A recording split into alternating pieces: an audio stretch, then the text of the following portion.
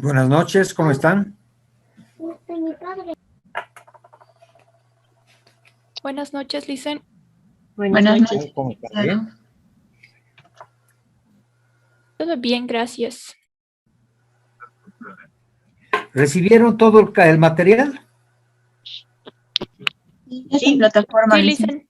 En plataforma. Perfecto.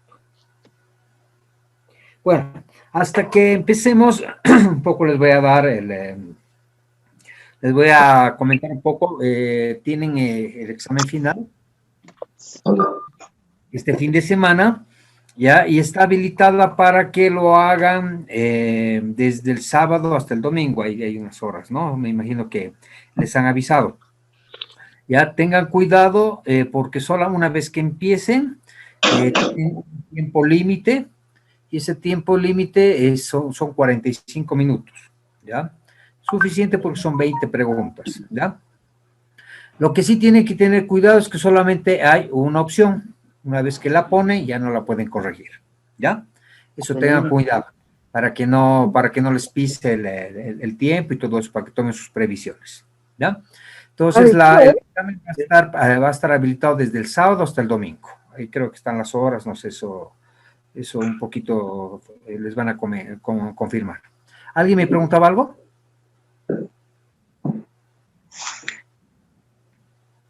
¿Alguien me preguntaba algo? Nada. Ya, perfecto. Bueno, por favor, comenzaremos. Ya después vamos a ir llamando lista o a medida que van participando, voy a ir anotando la asistencia, ¿ya? Bueno, ahora nos corresponde ver la sexta parte, que está acá.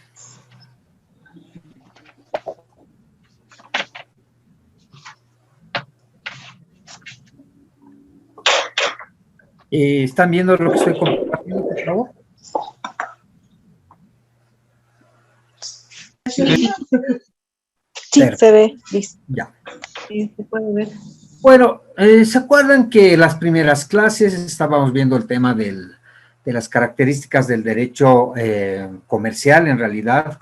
Y obviamente está vinculado aquí el tema de toda la legislación financiera bancaria. Hablábamos de un tema que decíamos que era una actividad profesional, ¿se acuerdan? Bueno, este tema está vinculado básicamente a que las entidades financieras no son un simple comerciante en realidad, sino que son entidades que están especializadas, que tienen una calidad de profesionales, habíamos dicho, por el hecho de que están reguladas, porque, bueno, sus contratos, sus operaciones en realidad están reglamentadas y, bueno, siguen una cierta línea que da todo esa especialización en realidad, se va a denominar bajo el término, digamos, de una actividad profesional, ¿ya? Entonces, de esta manera, entonces, acá se puede hablar del tema del consumidor financiero, el concepto, por ejemplo, de consumidor financiero, ya que básicamente todos los clientes que las entidades financieras van a captar, ¿no? Van a ser los clientes, entonces van a tener una cierta calidad de consumidor financiero y al ser un consumidor, entonces va a estar sujeto a una serie de derechos que va a tener, ¿no? Bueno, dentro de esos derechos hay una serie de cosas, de aspectos, desde tener una atención adecuada, información apropiada, ¿no? Sobre la calidad, sobre los servicios, el alcance, etcétera, a fin de que el cliente en lo posible sepa qué tipo de operación, cuáles son los riesgos que está asumiendo, etcétera, etcétera. Adicionalmente, se establece pues la necesidad también de controlar esta conducta de las entidades financieras y pues se lo hace a través de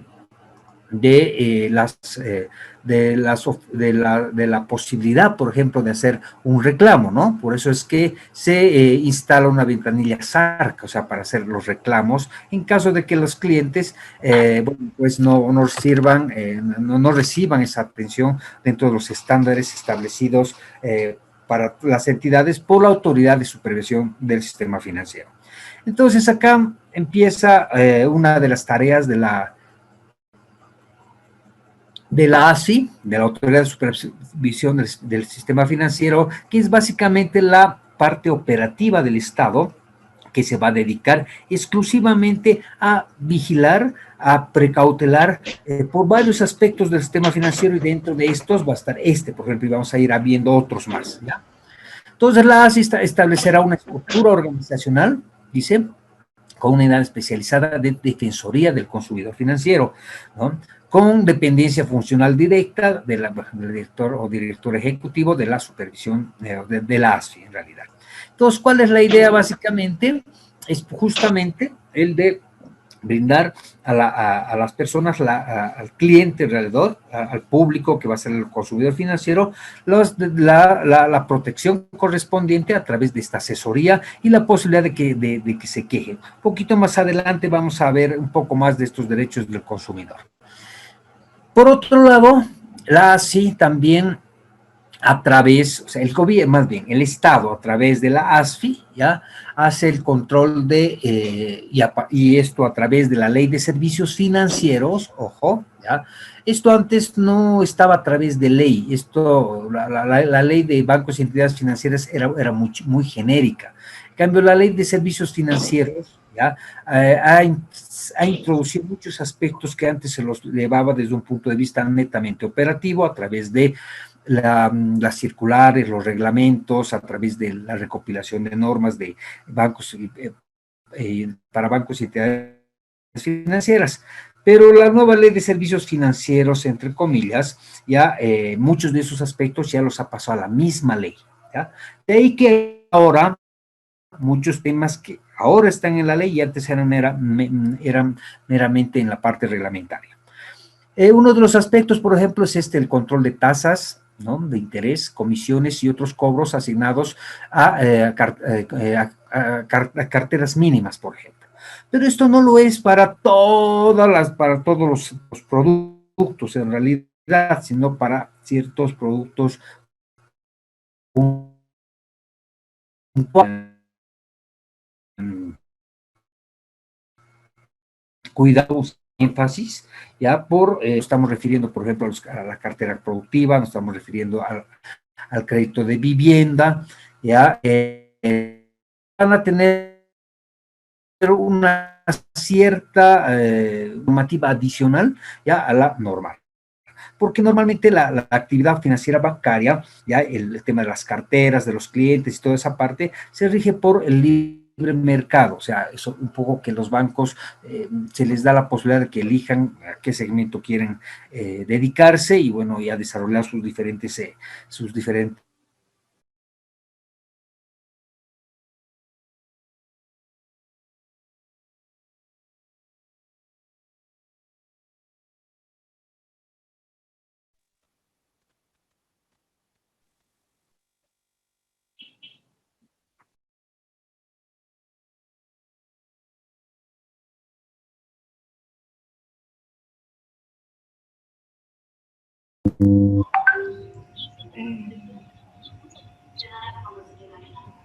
¿Se colgó su señal? Licenciado, no se le escucha. No, no se le escucha nada.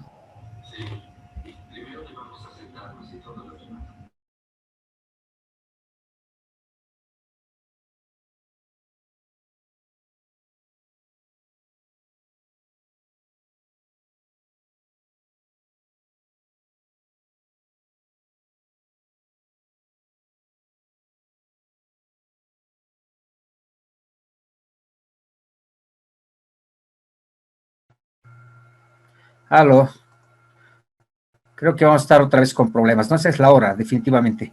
Yo todo el día he estado con reuniones vía Zoom y no he tenido ningún problema. Pero creo que es la hora la que un poquito incomoda, ¿no?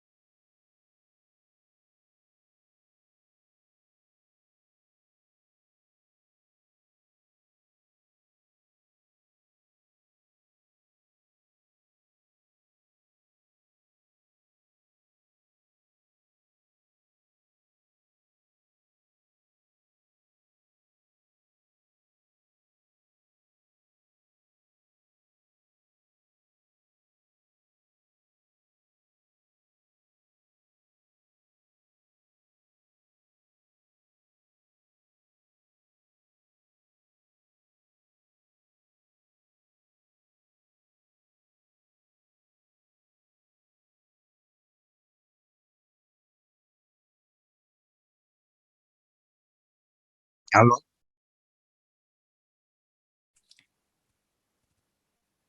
¿Me oyen? Sí, licenciado. Ahora se oye. Sí, dice. Lo que pasa es que ahora me están oyendo porque me he conectado por mi celular, les cuento. Porque parece que tengo problemas de internet aquí en mi casa. Ya, y nuevamente les digo, debe ser el tema de la señal.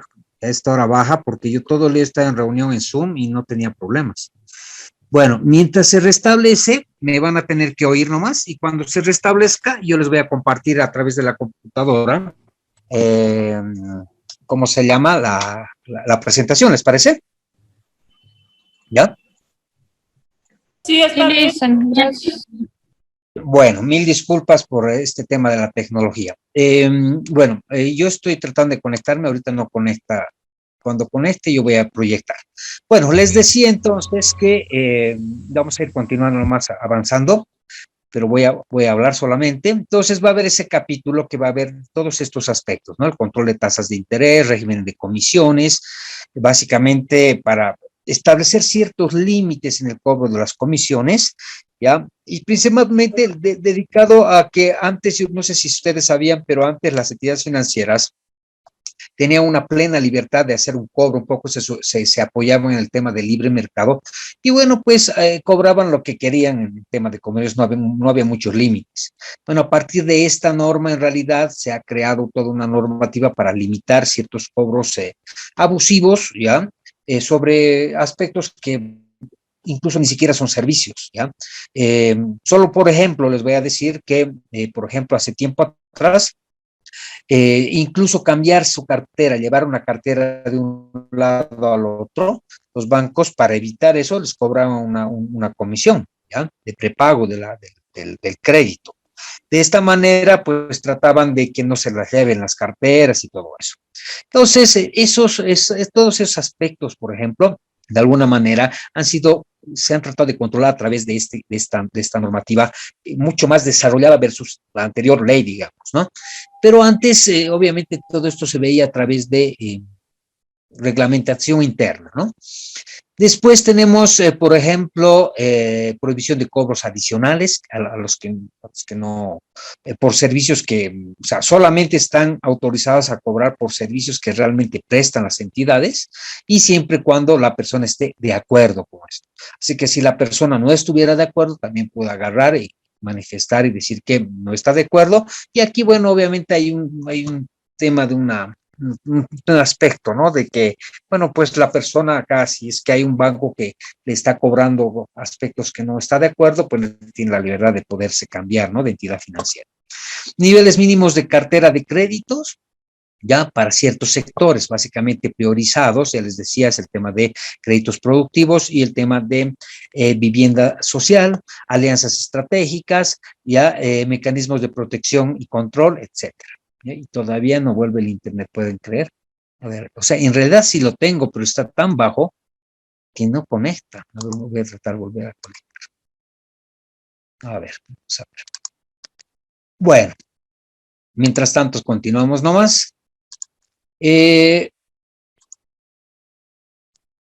Por un lado. Por otro lado, les decía que va a haber todo un capítulo sobre el consumidor financiero, de servicios financieros, ¿ya? Y para eso, obviamente, va a haber también una estructura, pues va a haber la obligación de establecer un código de conducta y la defensoría del consumidor.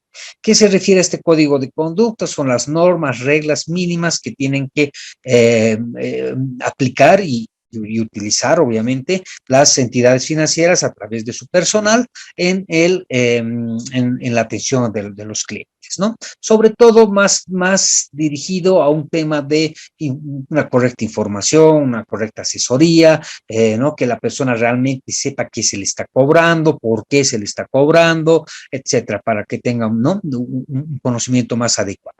Contenido mínimo de este código de conducta, cuál va a ser las sanciones al incumplimiento de este código y obviamente la parte de la defensoría del consumidor financiero, lo que hablábamos, ¿no? Cómo puede actuar el cliente cuando realmente ve vulnerados sus derechos o cuando no se está cumpliendo o cuando se siente maltratado, etcétera, etcétera. Esto es relativamente novedoso, ¿ya? Porque antes no se trataba estos aspectos, por lo menos con esta profundidad, ya como ahora se los hace y básicamente se basa, ya les digo en el principio, de que en primer lugar el concepto de servicio profesional, etcétera, y por otro lado, pues que ahora se centra mucho el concepto de consumidor financiero. La sección 3, por ejemplo, de derechos del cliente o usuario de servicios financieros, va a establecer los derechos del consumidor, la suspensión de acuerdos o prácticas restrictivas, deficiencias en la presentación de servicio, transparencia de la información, educación financiera, la publicidad de los servicios, responsabilidad de los actos de los funcionarios, límites de cobranzas para créditos de vivienda de interés social, lo que les decía, y bueno, un tema que antes no estaba tan claro y es la publicación de los remates, por ejemplo, a través de las páginas del banco y a través de un sitio que para el efecto lo tiene creado la Autoridad de Supervisión Financiera. Entonces, de esa manera se está cumpliendo con otro tema que hablábamos, ¿se acuerdan? De la publificación, ¿no? La publicidad, hacer lo más transparente, lo más claro posible el tema de los servicios financieros y todo eso. Acá no lo vamos a ver a mucho detalle, y a ver, quiero ver si ya tengo otra vez, no tengo, a ver, no, entra, chela, el internet es impresionante. A ver, iniciar. Acá hay todo un detalle, ya, de varios, por ejemplo, derechos del consumidor financiero, el acceso a los servicios financieros, contrato equitativo, a ver, ahora ya está entrando. El recibir servicios financieros en condiciones de calidad, el recibir, bueno, acá está, ahí está. Voy a...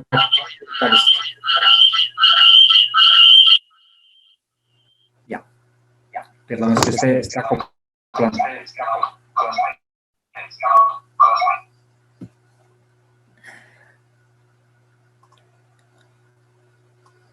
Ahora sí, ¿sí?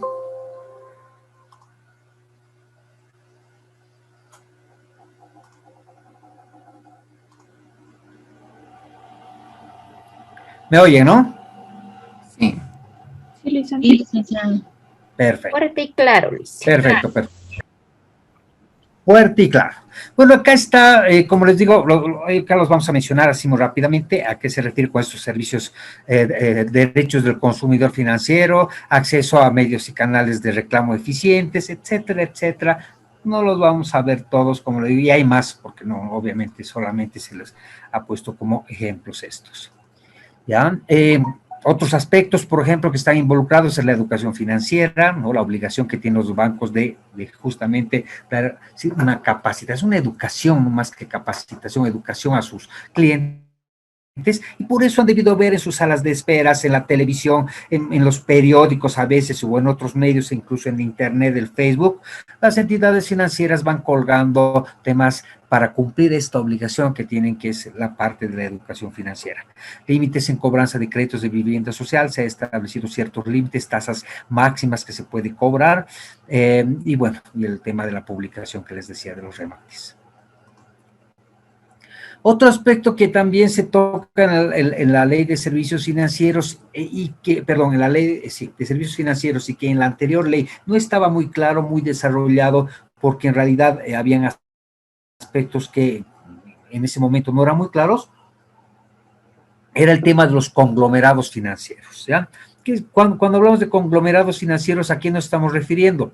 A la regulación del conjunto de empresas que están alrededor de una entidad financiera, ya que están vinculadas directo o indirectamente y que por ese efecto se van a llamar conglomerados financieros. Estamos refiriéndonos, por ejemplo, a las empresas de servicios, ¿ya? De servicios adicionales que dan, por ejemplo, los bancos a través de empresas especializadas, ¿ya? O sea, servicios auxiliares, si quieren, ¿ya? Y otro tipo de entidades que están vinculadas directa o indirectamente con la actividad financiera bancaria. Por ejemplo, cuando hablamos, por ejemplo, de los grupos financieros, estamos refiriéndonos a aquellos bancos que además tienen su empresa de leasing, empresa de factoring, empresa de guarranteras, las SAFIs, ¿no? Muchas veces en empresas de seguros y un montón de cosas, ¿no? Entonces, a eso se refiere con conglomerados financieros. Entonces, esta parte de la norma lo que hace es justamente la regulación de esto, porque esto no estaba muy claro. Entonces, un poco las operaciones entre estas empresas, el hecho, por ejemplo, de que compartan clientes, el tema de que puedan obligar, por ejemplo, a clientes de una de las empresas a que haga operaciones con las otras, etcétera, son aspectos que no estaban muy claros. Entonces, toda esta parte de los conglomerados, de alguna manera, va a aclarar esos aspectos y la parte financiera también, sobre todo el tema de la consolidación de los estados financieros, ¿no? O sea, porque como son un conglomerado de varias empresas, bueno, al final tienen que consolidar el tema de los estados financieros. Entonces, ¿qué aspectos va a haber? A ver, es el conjunto o grupo de entidades bajo control común, ¿ya? Por eso se llama conglomerado financiero, que realiza intermediación financiera y servicios auxiliares. La ASI regula y supervisa en base consolidada, eso quiere decir de manera integral, a los conglomerados que participen de la actividad financiera. Y bueno, y algunos aspectos, por ejemplo, los directores y administradores del conglomerado financiero podrán ser elegidos miembros del directorio o síndicos de las entidades que las integran. ¿Qué otros aspectos, por ejemplo? Bueno, acá, por ejemplo, a la conformación de un grupo financiero, dice un grupo financiero estará conformado por empresas nacionales, extranjeras, bueno, acá está cuáles, ¿no?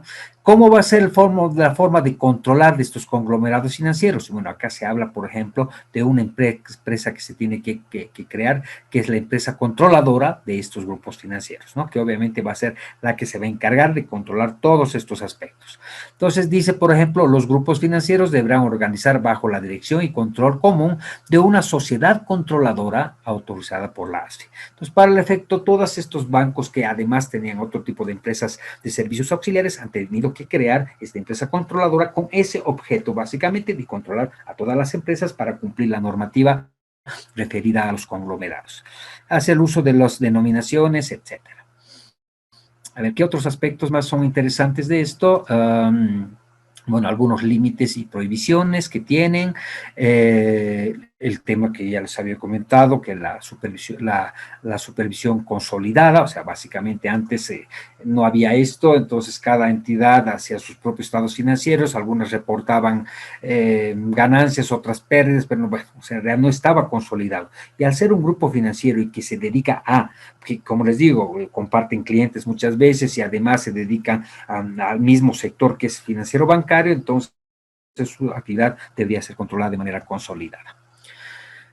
Otro aspecto que es importante tocar, que no se ha perdido con la nueva ley de servicios financieros, porque siempre se ha mantenido y es una esencia en realidad de la actividad financiera bancaria, es el concepto del secreto bancario, ¿ya?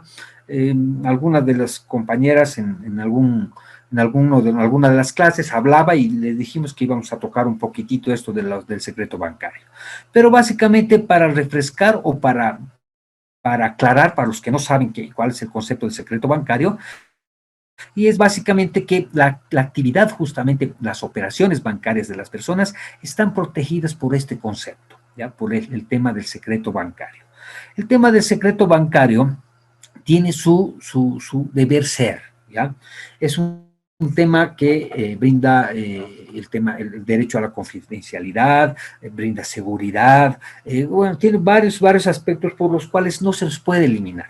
En algún momento, cuando la banca empezó a sobrepasarse en algunas atribuciones, no en Bolivia necesariamente, en otros lugares, especialmente en los lugares donde han sido considerados paraísos fiscales, se ha llegado a debatir fuertemente la eliminación total del secreto bancario, o sea, que la información de cuentas bancarias de la gente sea totalmente abierta a cualquiera, pero eso no es posible dar, ya les digo, por temas básicos, temas, ¿no? El derecho a la privacidad, el derecho a la seguridad, porque imagínate que esta información financiera esté a disposición de cualquier persona, es hasta peligroso, ¿no es cierto?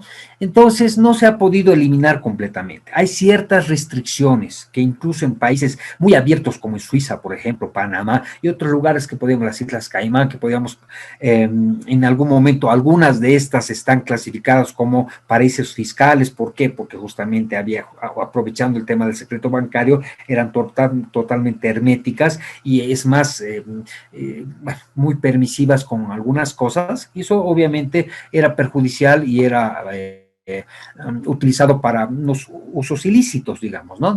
Para el lavado de dinero y un montón de cosas. No se ha podido eliminar totalmente. Entonces, sí hay algunas restricciones. En lo que se refiere a Bolivia, en realidad nunca se ha tocado ese tema, se ha mantenido, porque creo que a través de la ASFI y de ciertos estándares de calidad mínimos que se les pide y de información a las entidades financieras, siempre esa parte está equilibrada. Entonces, el secreto bancario básicamente se ha mantenido y funciona bajo, ¿no? Salvo ciertas excepciones. Entonces, en realidad, ¿cuáles nos interesa a nosotros entender? Las excepciones, en realidad. ¿Cuáles son las excepciones al derecho bancario? A ver, pero antes de ir a eso, entonces el secreto bancario es inherente a las operaciones bancarias, ¿ya? O sea que está amparadas, todas las operaciones bancarias están protegidas de manera general. El respaldo lo tienen en el artículo 1307 del Código de Comercio y el artículo 473 de la ley. Bueno, aquí está la ley de servicios financieros. Habría que verificar si es de la ley.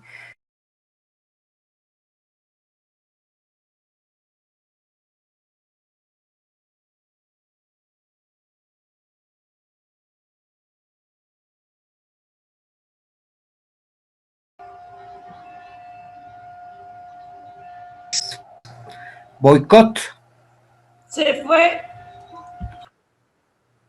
Esto es un boicot, ¿no es cierto? Dice, tenemos mala Ya. suerte. Sí.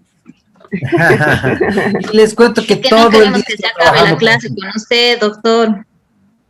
todo el día he estado trabajando en Zoom, en la noche se pone lento. Yo creo que es el tráfico, ¿no? Bueno, seamos pacientes. Entonces, la parte normativa que respalda está en estos artículos. Entonces, como les decía, el secreto bancario, las entidades financieras de Buenas mantener la noches. reserva sobre las operaciones.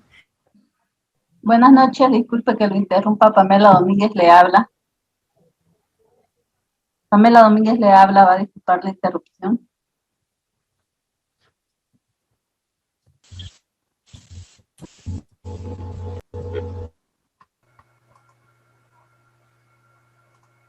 Ya no voy a renegar, ¿ya? Me voy a conectar calladito y el rato que no me pueda conectar los llamo. Ya. Disculpe, Entonces, dicen, sí, disculpe, dicen, Pamela Domínguez le habla. Pamela. ¿Cómo está?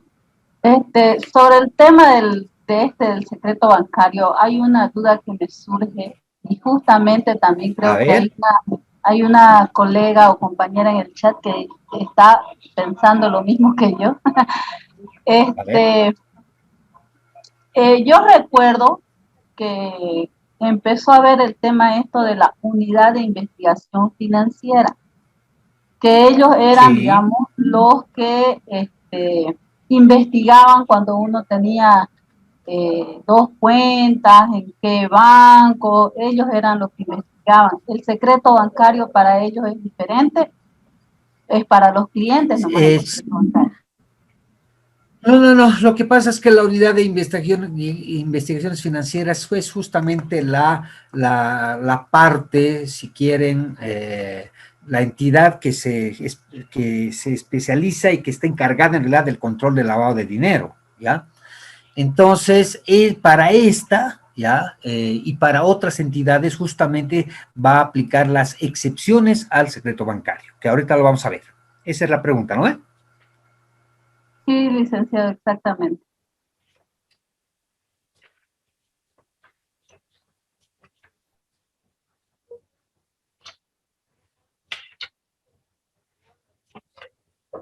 bancarias tienen la obligación de respetar.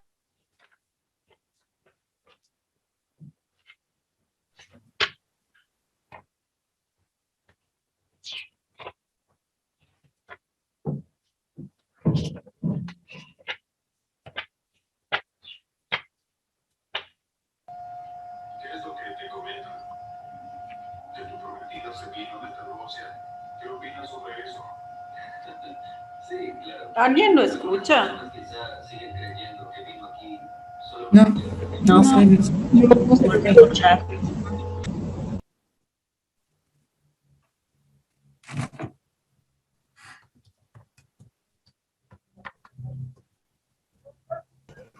Voy a volver a moverme, por ahí es un tema de señal, ¿ya? Vamos a ver si aquí me permite. ¿Me oyen? Sí, licenciado. Sí, dicen. A ver, vamos a ver si es un tema como la última clase que me moví, ¿no ve? De habitación. Ya. A ver, entonces les decía, que empiezo a hablar y me corta, che, es una macana. A ver, les decía que el secreto bancario en realidad, entonces se va a basar en dos aspectos. Voy a cortar esto para que tal vez el ancho de marcha con el video también a veces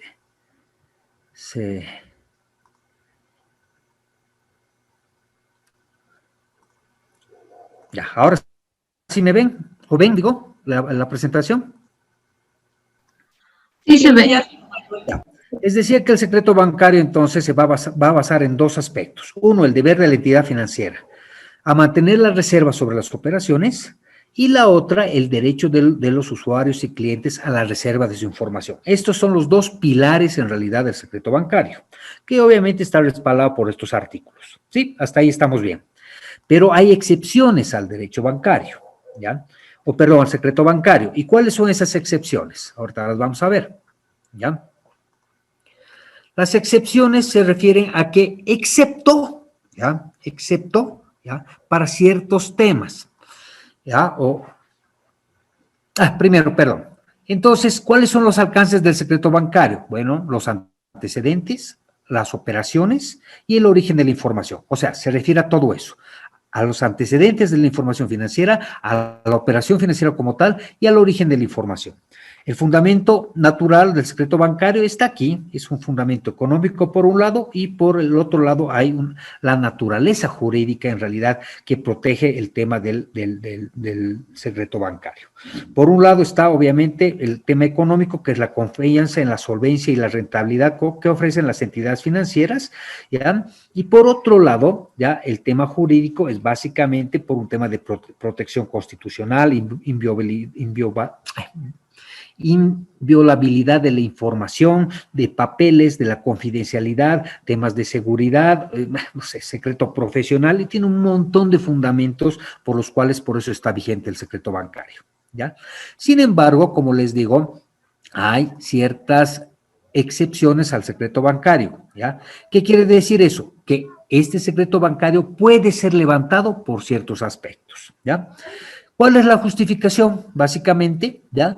Es la información requerida por personas que comparten derecho a acceder a la misma. Entonces, entre bancos no va a haber secreto bancario para comenzar, ¿ya? Porque el banco tiene que verificar los antecedentes de los clientes. Entonces, no va a haber por un lado ahí. Cuando el cliente revela la responsabilidad, si el cliente da autorización para ver antecedentes bancarios, entonces tampoco se está violando el secreto bancario. Por eso es que ustedes, los que trabajan en bancos, han debido ver que al cliente se les hace firmar un documentito, un anexo, una cartita autorizando a averiguar su información financiera, ¿no es cierto? Es en aplicación a esto. Y también va a haber cuando hay interés público, el interés privado del cliente. O sea, cuando el interés privado del cliente debe ceder frente al interés público. ¿Qué quiere decir esto? que si los intereses públicos son mayores al interés privado, se levanta el secreto bancario también. ¿Esto cuándo pasa? Cuando hay controversias judiciales, cuando hay investigaciones en la órbita penal, cuando hay investigaciones en la órbita fiscal, impositiva, cuando hay investigaciones por otras entidades regulatorias, ¿ya? Y de reciprocidad bancaria, lo que les decía, entre bancos, ¿ya?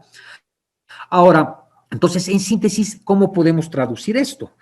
Se levanta el secreto bancario cuando hay órdenes judiciales, cuando hay requerimientos fiscales, ¿ya? Que a través de la ASFI piden que se levante este secreto bancario, cuando hay solicitud de informaciones de la ASFI directamente o de las áreas involucradas de la ASFI, que es el tema de la UIF, como ven aquí abajo, ¿ya? Reportes de la UIF, cuando hay información requerida por el Banco Central de Bolivia, porque saben que el Banco Central de Bolivia es la entidad reguladora en materia monetaria, ¿ya? Por reciprocidad bancaria, bueno, etc. Entonces, en otras palabras, existe el secreto bancario siempre y cuando, ¿ya? No haya un interés público superior y siempre y cuando no haya una orden judicial o un requerimiento de una autoridad para este tipo de información. ¿Sí? ¿Quedó claro? No sé si he sido lo más claro y práctico posible. ¿Preguntas?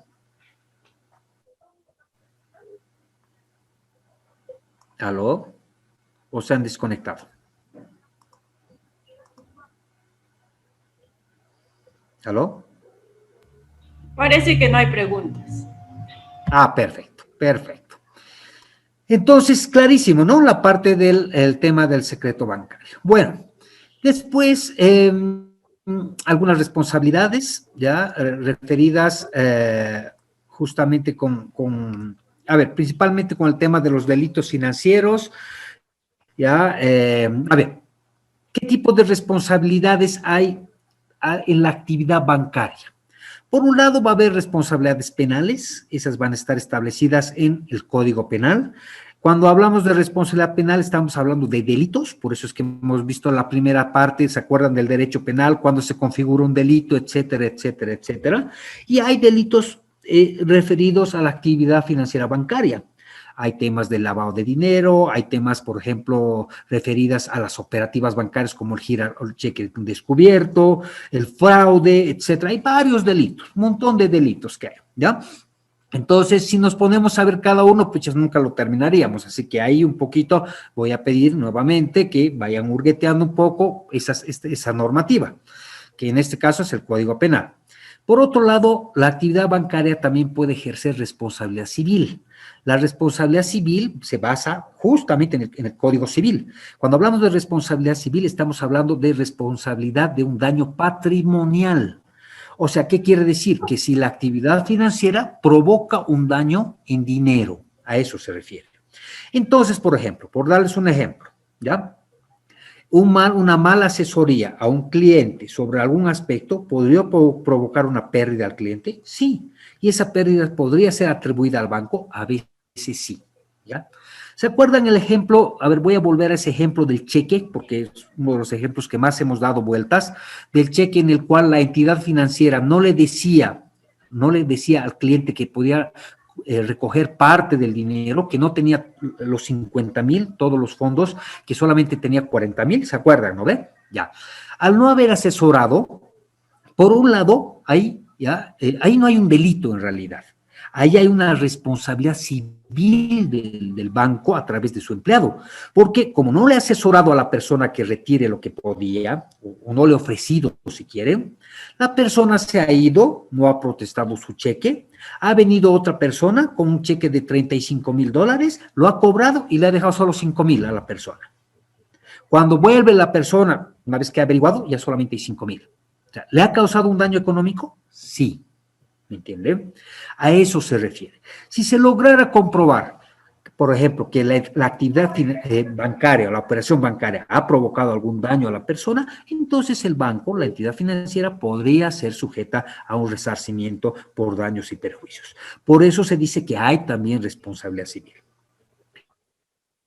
Pero la actividad financiera bancaria también provoca responsabilidad administrativa. ¿Cuál es esta responsabilidad administrativa? Esta es la derivada del incumplimiento de la normativa de la ASFI, de la normativa, por ejemplo, en el envío de información, en el incumplimiento de, por ejemplo, de circulares, reglamentos, ¿no? De obligaciones que tiene la entidad financiera. Si el regulador establece que la entidad financiera no está cumpliendo, pues puede sancionarla, y al sancionarla, pues va acá hay una escala de sanciones que ahorita un poquito vamos a verlas para que vean. Entonces, como podrán ver, la responsabilidad financiera bancaria ya puede derivar tanto de responsabilidades penales, civiles, como responsabilidades administrativas. ¿Sí? Entonces, todas estas derivadas del incumplimiento de este tipo de normas. A ver, solamente para mencionar algunos delitos financieros. Dice, la norma establece que comete delito financiero la persona natural o jurídica que a través de su representante legal, que por acción o omisión incurre en alguna de las tipificaciones delictivas detalladas a continuación. Mira, acá están algunos delitos. Intermediación financiera sin autorización o licencia, incurrirá en privación de libertad de 5 a 10 años, y multa de 100 días, ¿no? El uso indebido de influencias para otorgación de créditos, incurrir en privación de libertad de 3 a 5 años, bla, bla, bueno, acá está. Apropiación indebida de fondos financieros, forjamiento de resultados financieros ilícitos, falsificación de documentación contable, difusión de información financiera falsa, miren, ¿no? Acá está. Entonces, estos son delitos financieros. Como les digo, acá solamente les estoy mencionando, habría que revisarlos todos, habría que ver, pero es solamente para que tengan un conocimiento general. A ver, otro de los compañeros también habló del proceso de la disolución de las entidades financieras, el proceso de entidades financieras en problemas, y sí, esa parte también está en la Ley de Servicios Financieros, y que se refiere al tratamiento de las entidades financieras con problemas, ¿ya? Cuando ocurre esto, ¿ya? Entonces hay unos procesos que hay que seguir. Hay un proceso previo que se llama proceso de regularización. ¿Qué quiere decir? Que si se detecta que una entidad financiera está con problemas, ¿ya? Entonces lo primero que hay que tratar es de regularizarla. Por eso se llama proceso de regularización. Entonces dice, una entidad de intermediación financiera se encuentra en proceso de regularización cuando incurra en una o más de estas situaciones, dice. A ver, por ejemplo, cuando dice reducción de su capital primario entre el 30% y el 50% dentro de un periodo de un año. Su coeficiente de adecuación patrimonial sea menor a lo requerido. Deficiencias de encaje legal mayores al 1% del encaje requerido en 2 periodos consecutivos. Realización de activos de primera calidad respecto al total de depósitos. Incumplimiento de manera reiterada de las instrucciones y órdenes de la ASFI. Presentación de información financiera falsa, bla, bla, bla. Bueno, están acá detallados. ¿Cuáles son las causales por las cuales una entidad financiera tendría que entrar a un proceso de regularización? ¿Qué quiere decir esto? Que va a tener que crear un plan para salir de esto, un plan de contingencias, unas medidas para esto. Esto va a tener que ser, obviamente, autorizado por la autoridad, que es la ASFI, ¿ya? Y tendrá que cumplir para salir de estos problemas. O sea, básicamente, si está entrando plan de regularización es porque es una entidad financiera con problemas. Dice medidas contenidas en el plan de regularización. Entonces, tendrá que presentar un plan, ¿ya? Y este plan va a depender de qué tipo de problemas tiene la entidad. No es que tienen que tener todas estas cosas, ¿ya? Va a depender de qué tipo. Por ejemplo, si es un tema de falta de dinero, puede ser un plan de absorción de pérdidas contra cuentas patrimoniales, reposición de capital primario, reposición de fondos de encaje legal, restitución inmediata de recursos del Estado, aplicación de programas para venta de activos improductivos, etcétera, etcétera, etcétera. Habría que ver la situación. Acá es un detalle genérico que hace la norma para un poco guiar, ¿ya? Qué podrían hacer las entidades financieras en este plan de regularización. Y acá hay más, ¿ya? Suspensión de operaciones activas, bla, bla, bla. Ahora, obviamente, si pasado este plan de regularización, la entidad financiera no logra los objetivos, o sea, no logra regularizarse, no logra recomponerse, pues el siguiente paso es pues el tema de la intervención de la entidad financiera para su liquidación, ¿no es cierto? Ya, ahora, si hablamos de liquidación, estamos hablando de la extinción, obviamente, de la entidad financiera. Hay varias formas de liquidar, hay una liquidación voluntaria que puede haber, hay otra forma de liquidarse que en realidad es la fusión, o sea, pasar esta entidad financiera a otra entidad financiera a través de la fusión.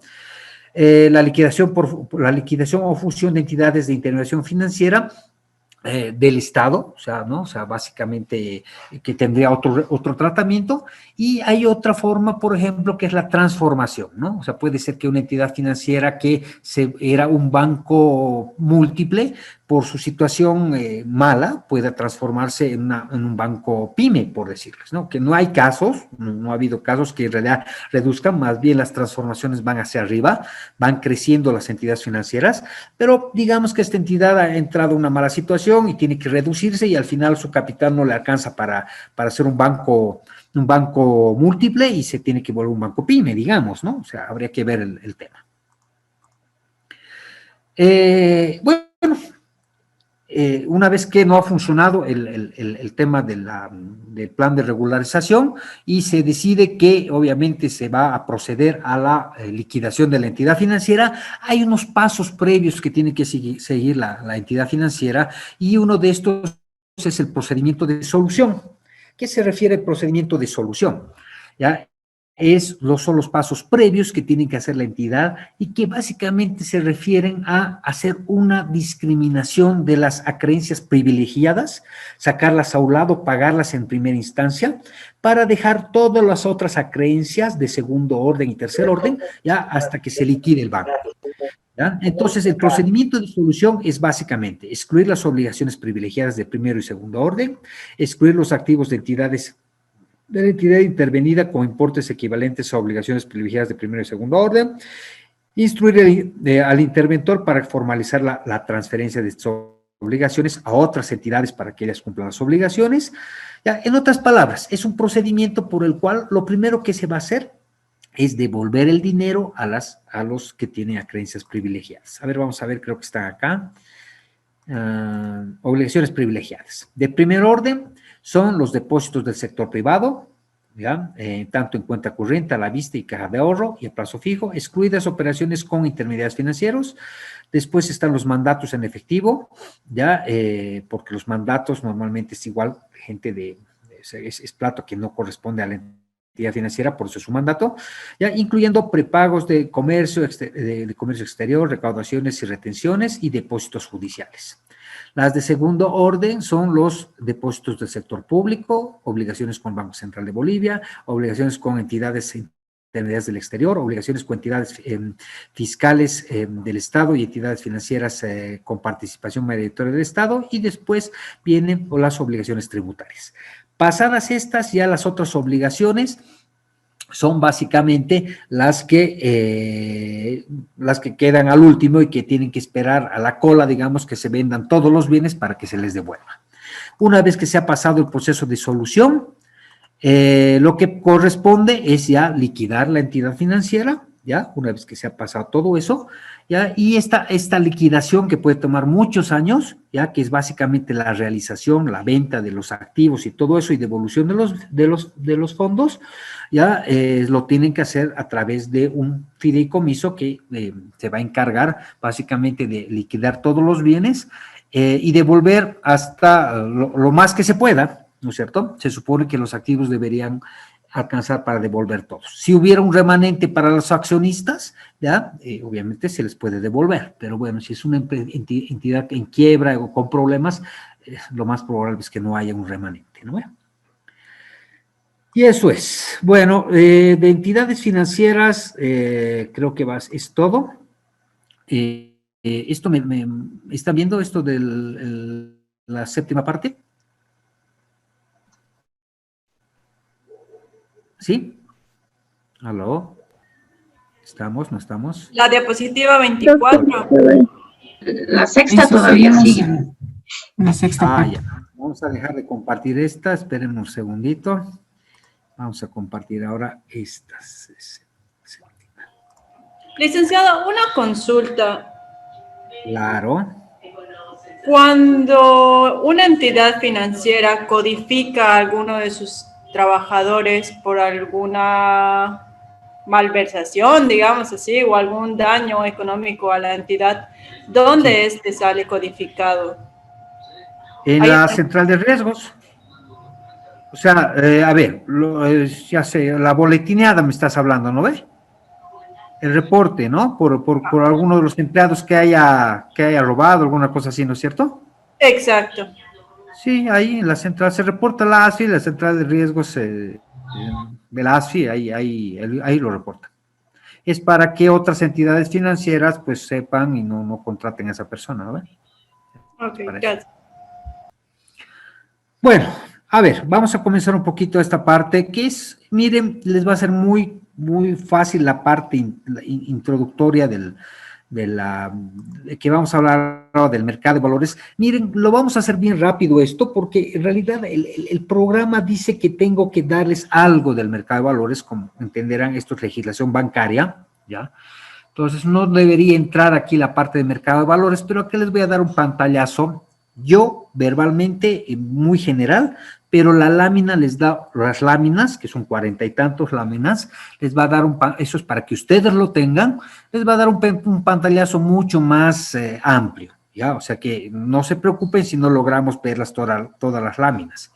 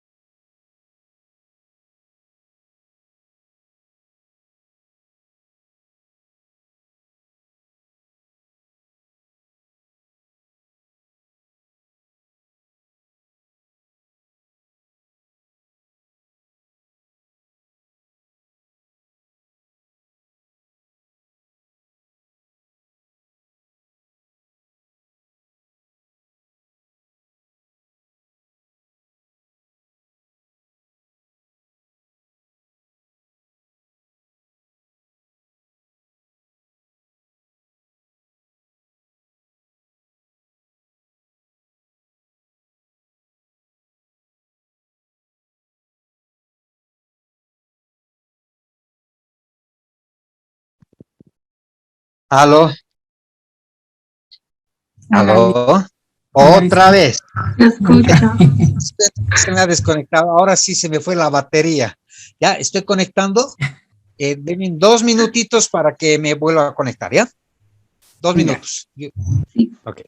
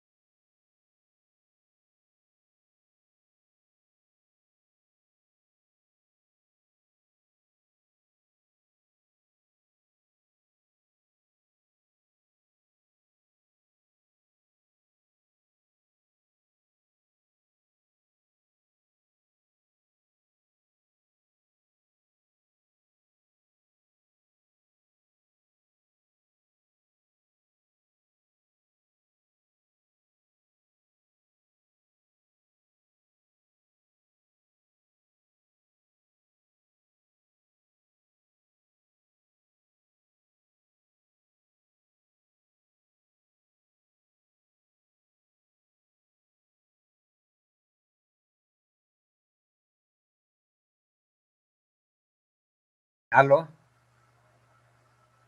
¿Ahora sí? ¿Estoy? Sí. Perfecto. Bueno, a ver, roguemos que esta media hora que falte no se vuelva a desconectar. Ya, les decía que si bien las láminas que vamos a ver tienen mucha más información, ¿ya? La idea en realidad es darles un pantallazo como esto y ustedes que tengan esa información si es que quieren consultarla adicionalmente, ¿ya? La parte del mercado de valores es bien bonita, pero sí toma mucho tiempo también, ¿ya? Por eso es que yo les voy a dar la parte genérica, ¿ya? A ver, cuando hablamos del mercado de valores, estamos hablando de otra parte del sector financiero que se va a ocupar también del financiamiento, pero de un sector que requiere normalmente fondos a largo plazo. El sector bancario se va a dedicar a la parte del financiamiento a mediano y corto plazo, y normalmente, porque hay algunos productos del mercado de valores que sirven para ese mismo segmento, pero normalmente el mercado de valores lo que se va a dedicar es a financiar los proyectos a largo plazo, ¿ya? Entonces, es un mercado paralelo y complementario, ¿ya? Que permite dar opciones, en realidad, a las empresas para adquirir financiamientos. Para partir del mercado de valores, tenemos que partir del concepto básico, que es mercado. Y nos vamos a tomar como base un concepto muy básico. ¿Qué es mercado? Es un lugar o un sitio, un lugar donde se intercambian productos, ¿no es cierto? Eso es un mercado. Y cuando hablamos del mercado de valores, es pues el lugar donde se va a intercambiar inicialmente los títulos valores negociables, ¿ya? Pero reconocidos por el Estado para este tipo de actividades. Hoy en día no se habla tanto de títulos valores, sino se habla desde un punto de vista genérico de valores. ¿Por qué? Porque básicamente a través de la desmaterialización, ¿ya?, que es el proceso por el cual se limita la parte cartular, la parte del papel, ahora los valores ya no se emiten en papel, sino se los emite desmaterializados. Bueno, les voy a explicar cómo funciona esto. Entonces, primera diferencia del mercado de valores, hay que diferenciar entre el mercado primario y el mercado secundario, ¿ya? El mercado primario es donde se venden los valores, ¿no? Los bonos, acciones, valores de titularización, entonces son los valores, ¿ya? Pero en primera instancia, ¿no? Es la primera emisión. Cuando se emite bonos y se emite por primera vez, estamos hablando de mercados primarios. ¿Y por qué esa diferenciación con el secundario? Porque el secundario son todas las otras veces que este valor va a entrar al mercado. ¿Cuántas veces? Indefinidamente. Es un instrumento que se ha creado para que se vaya cambiando de mano en mano. Entonces puede 20, 10 veces, no sé, las veces que puede entrar este valor en el mercado, porque es un mercado, es un título que se lo crea justamente para hacer este tipo de operaciones, para hacer inversiones. ¿Por qué esta diferenciación entre mercados primarios y secundarios? Porque va a tener características diferentes, ¿ya? Muchas veces los mercados primarios son previamente concertados, en cambio los mercados secundarios, bueno, va a depender de la oferta y la demanda en realidad que exista de estos valores. ¿Cuál es el marco normativo? Así como en la ley, en la parte financiera bancaria hay un marco normativo, igual en el mercado de valores va a haber. Por un lado va a estar el Código de Comercio, ¿ya? Y por otro lado va a haber una ley especial, igual que la ley de servicios financieros, que va a ser la ley del mercado de valores. Pero veamos un poquitito el origen de la normativa del mercado de valores. Hasta la promulgación de la ley del mercado de valores, esto estaba regulado por el Código de Comercio. Entonces, cuando ustedes revisen el Código de Comercio, van a encontrar varias cosas del mercado de valores que ya no están vigentes, ¿ya? Que se han derogado justamente por la ley del mercado de valores. Pero va a haber otros aspectos aplicables al mercado de valores que todavía van a estar vigentes en el Código de Comercio. Entonces, el mercado de valores en nuestro país es, entre comillas, de reciente creación versus otras bolsas, otros mercados que datan de hace 2 siglos atrás. ¿Ya? El nuestro es de 1979, relativamente nuevo, o sea, el anterior siglo, pero, ¿no? Pero las primeras, pues, bolsas aparecen en 1700, etcétera, 1800. Entonces, comparado con eso, obviamente sí es relativamente nuevo.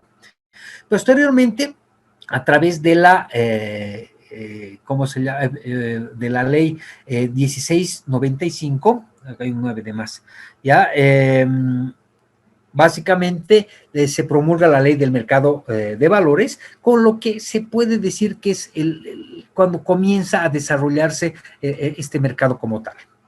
Otro concepto que es importante que tenemos que mencionarlo en la ley del mercado de valores, en el mercado de valores es el registro del mercado de valores. ¿Qué es el registro del mercado de valores? Es un lugar donde se van a registrar todos los actores y participantes, ¿ya?, de este mercado, ¿ya? Por eso este es un mercado, al igual que de los bancos, yo creo que un poco más, es sumamente regulado. Entonces, en cumplimiento de la ley del mercado de valores, se ha creado este registro del mercado de valores que depende, bueno, inicialmente de la Superintendencia de Valores y Seguros, pero ahora es de la ASFI en la parte de valores, ¿ya? Con el objeto de inscribir los valores de oferta pública, los intermediarios que actúan en el mercado de valores y demás participantes del mercado de valores, ¿ya?, a fin de proporcionar una información libre, de libre consulta y una certificación al público sobre todo esto. Entonces, esta actividad tiene esa característica, que tiene que ser sumamente transparente y en lo posible toda la información y todo tiene que ser público, ¿ya? Por eso es que se crea este registro del mercado de valores. Para diferenciar un poco entre el mercado de la banca y el mercado de valores, aunque ya lo he dicho, ¿ya? Pero ahora me van a entender un poquito más, ¿ya? El mercado financiero en realidad reúne a los dos sectores, la banca y el mercado de valores, ¿ya? La banca se va a dedicar justamente a captar los recursos a corto plazo y a mediano plazo en realidad, ¿ya? En cambio, el mercado de valores lo que va a hacer es lo que la banca no hace, es justamente recursos a largo plazo, normalmente. La banca tiene, salvo ciertos productos bien puntuales, como por ejemplo los préstamos de vivienda, a 30 años, 25 años, 15 años, sus operaciones no llegan a más de 5, en promedio 5, 8 años, ¿ya? En cambio, el mercado de valores hace emisiones a 10, 15, 20 años, ¿ya? O sea, a eso se refiere con temas de largo plazo, ¿ya?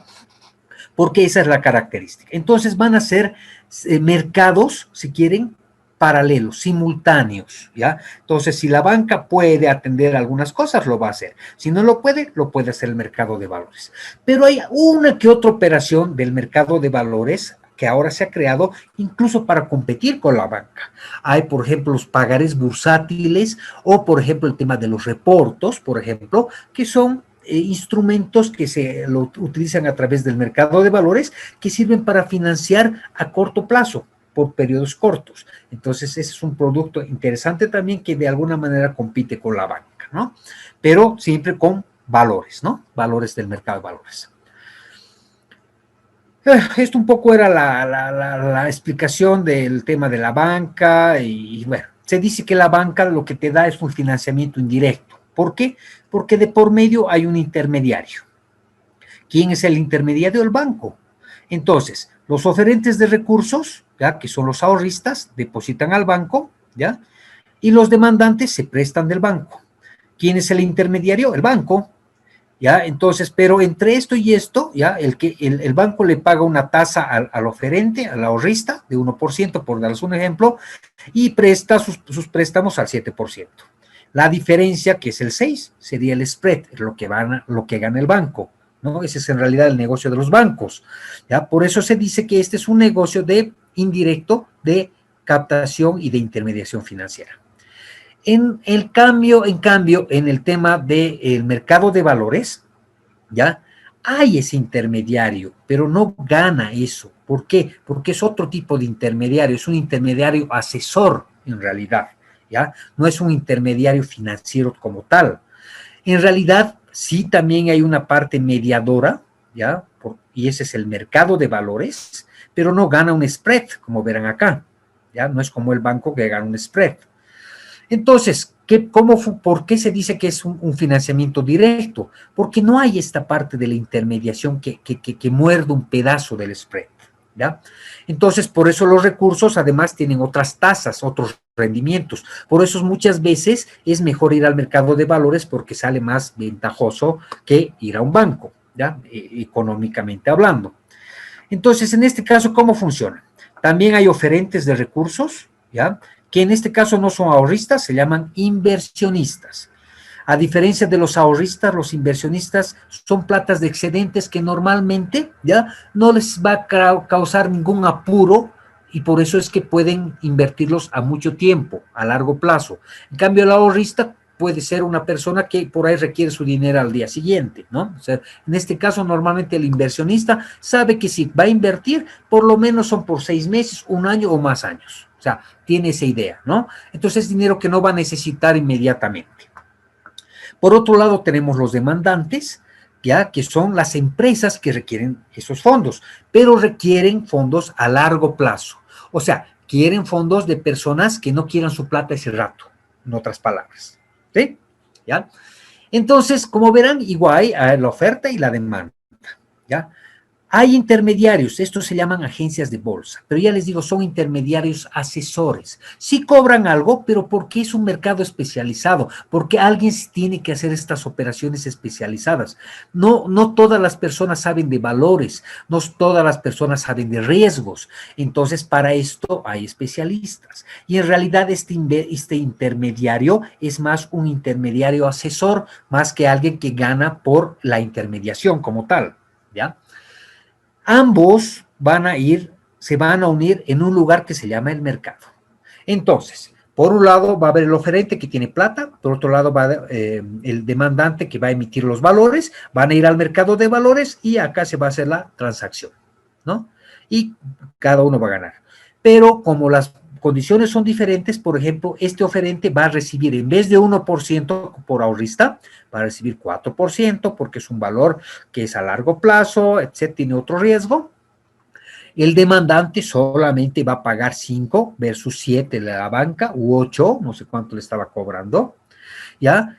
Y en realidad sí van a pagar algo más, un 0,5, por ejemplo, acá a su asesor, y este también 0,5 a su asesor, pero en total, si van a ver, va a salir, básicamente todo va a salir de este spread que va a haber, ¿no ven?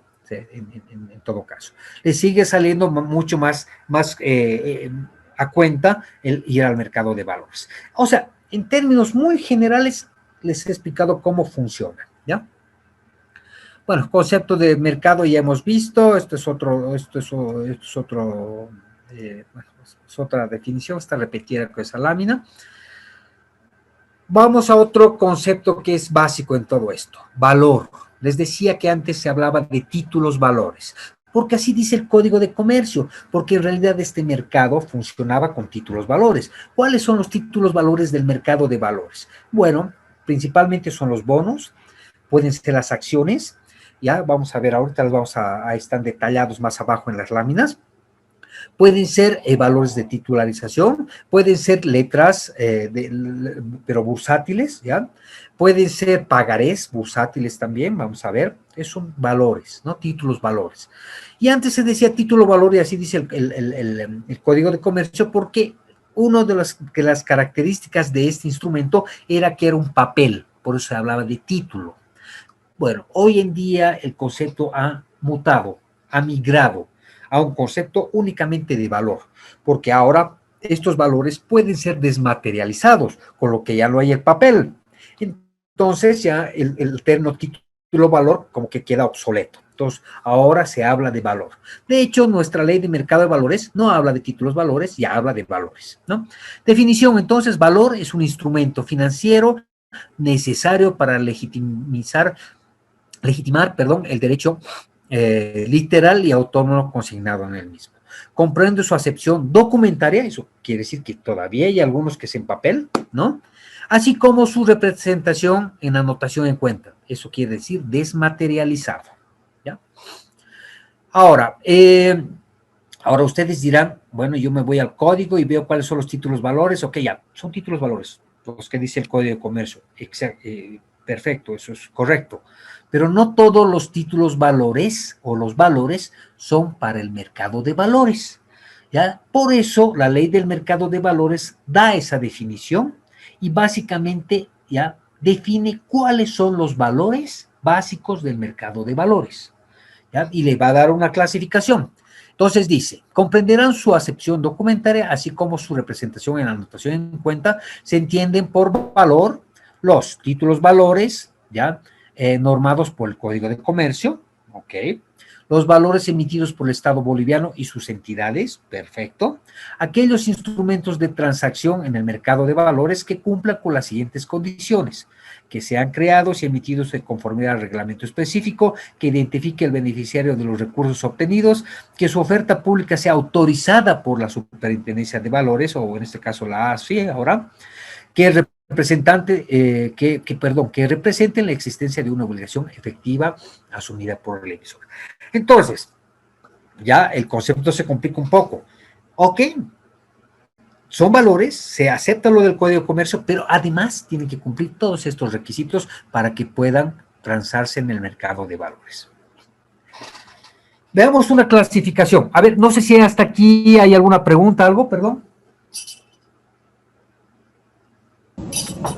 Licenciado, buenas noches. Lady Ayala le habla. Hola. Licenciado, tengo una pregunta. Sí. Quería preguntar, ¿los intereses son definidos por las empresas que requieren financiamiento del mercado? ¿Estás hablando del mercado de valores? Sí. ¿Sí, no ve? Sí, licenciado. Mercado de valores, ¿no ve? Exacto. Ya. Sí, la empresa en realidad es la que fija el interés, pero no es tan simple. Eso lo tiene que fijar en base a una prospección del mercado, ¿ya? Y el mercado cuánto está dispuesto a pagar. Entonces vos me entenderás que el momento de que una empresa emita valores va a tener que asesorarse en alguien, de ahí es el asesor, las agencias de bolsa. Por eso para estructurar una emisión, las empresas tienen que buscar una agencia de bolsa y esta agencia de bolsa dentro de sus labores justamente va a hacer una prospección del mercado, cuánto estaría dispuesto el mercado a pagar por esos valores en función de las características. Pero en definitiva tu pregunta es correcta, ¿ya? O sea, lo que dices, en realidad al final el que termina fijando la tasa es la empresa, pero obviamente en función a esa prospección, ¿no ven? Ya, licenciado, muchas gracias. Claro, porque imagínate si esa empresa dice yo voy a pagar 3% por ahorrarse, ¿ya? Pero, voy a pagar ya, 3%, por decir, ¿ya? Ok, como es baja, ¿ya? Mucha gente le va a comprar, está bien, no hay problema. Pero ponle que quiere financiarse más dinero y para eso va a tener...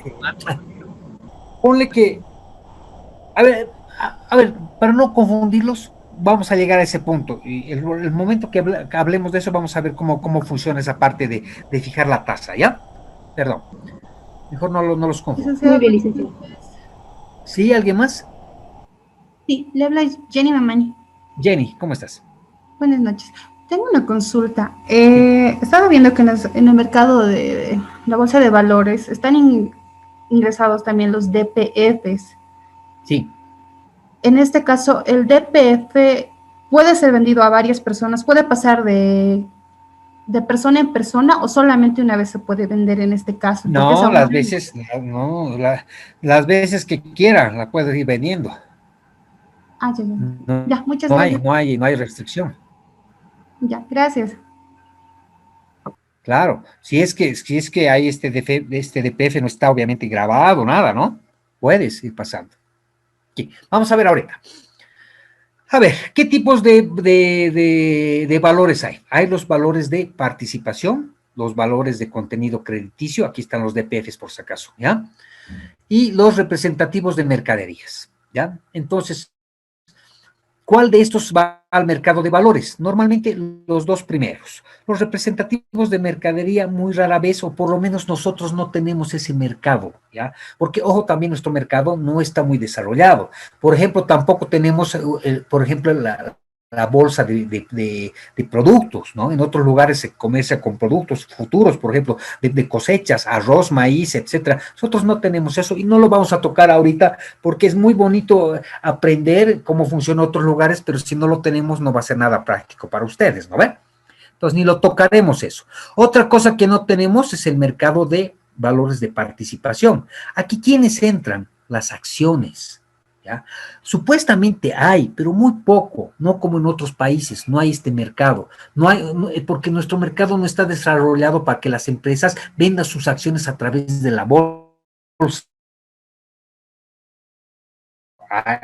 Hay hartísimo, y si nos vamos a bolsas desarrolladas como de Nueva York o Londres, eso se mueve todos los días millones y millones de acciones, ¿no ven? En Bolivia no hay eso, ¿ya? Pero entonces, ¿cuáles son los valores de participación? Los que representan una alícuota parte del capital social de una sociedad. Estamos hablando justamente de las acciones, ¿ya? Pero también pueden ser de un patrimonio autónomo. Acá, por ejemplo, en valores de titularización,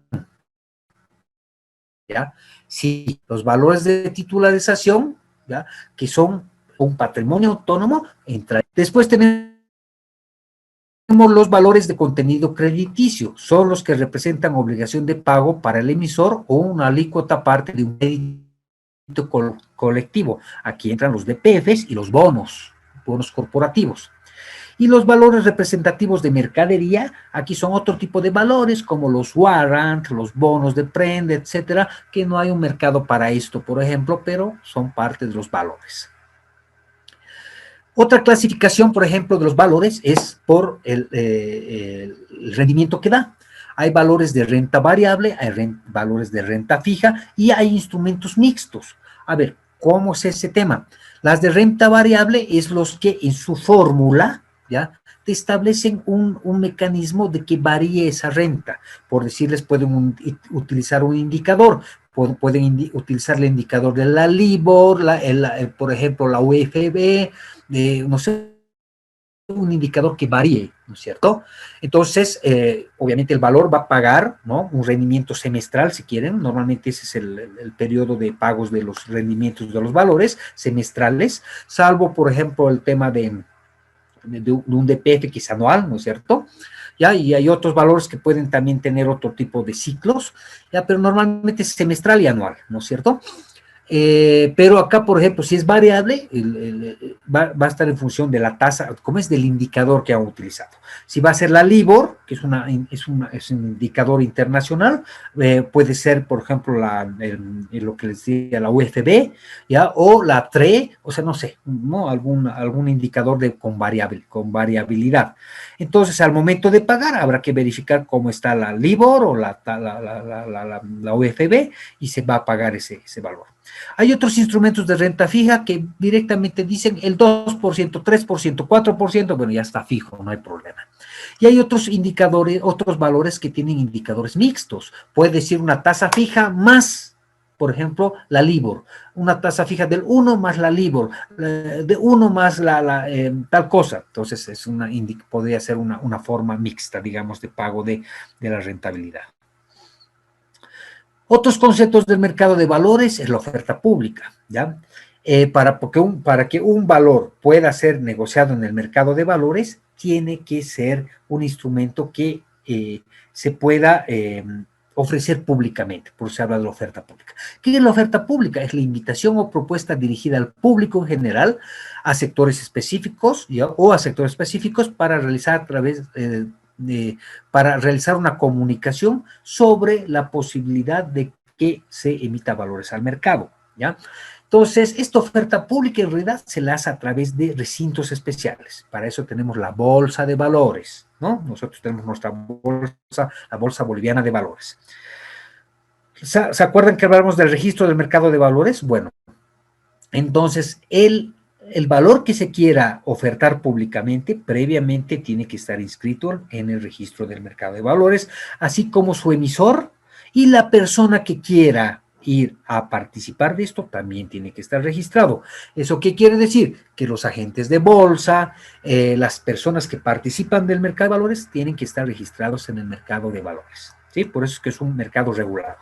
Aquí está un cuadrito que de alguna manera resume, ¿ya?, todos los participantes del mercado de valores. Miren, por un lado tenemos la ASFI, que es la autoridad de supervisión del sistema financiero en el tema de valores, ya es el regulador.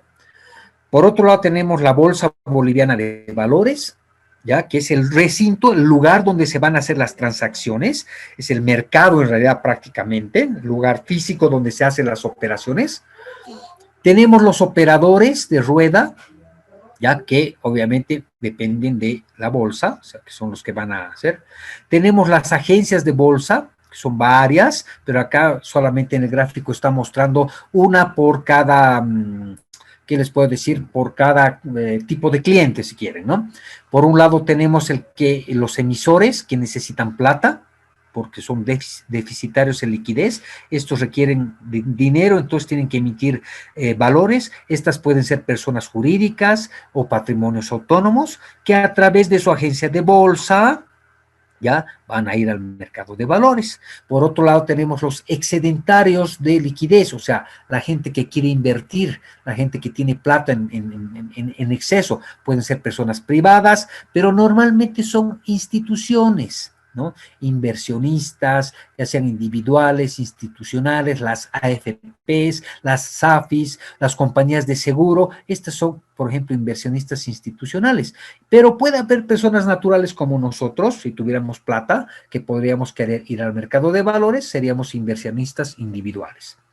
Todos tienen que ir a través de las agencias de bolsa al mercado de valores. Esta entidad que está aquí es la entidad de depósito central de valores, la EDB.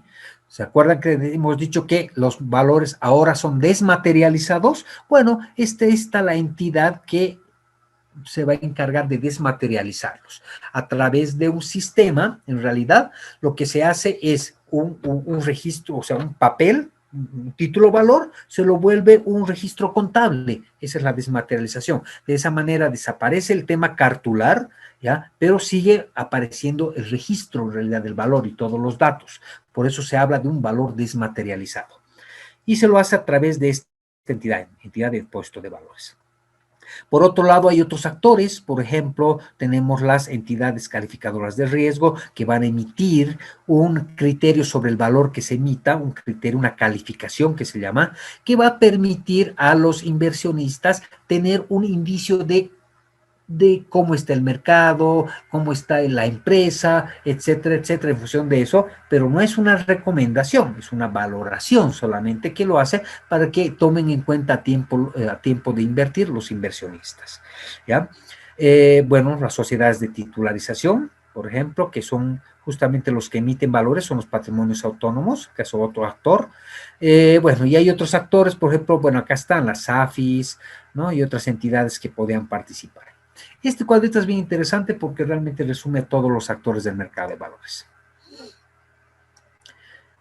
¿Se acuerdan de la pirámide de Kelsen, del sistema financiero? Bueno, el sistema de valores también hay su pirámide de Kelsen, ¿ya? Solo que obviamente va a estar otro tipo de normas, algunas van a compartir con el tema de bancos, ¿no? Código de Comercio, Código Civil, pero acá hay ley del mercado de valores, acá también Banco Central para el efecto monetario, aquí también la ley de bancos y entidades financieras o la ley de servicios financieros, bueno, antes era esta, ya, también tenía su valor. ¿Por qué? Porque hay algunos aspectos de temas de valores y un montón del tema de la DPF, ¿se acuerdan el reglamento de DPFs?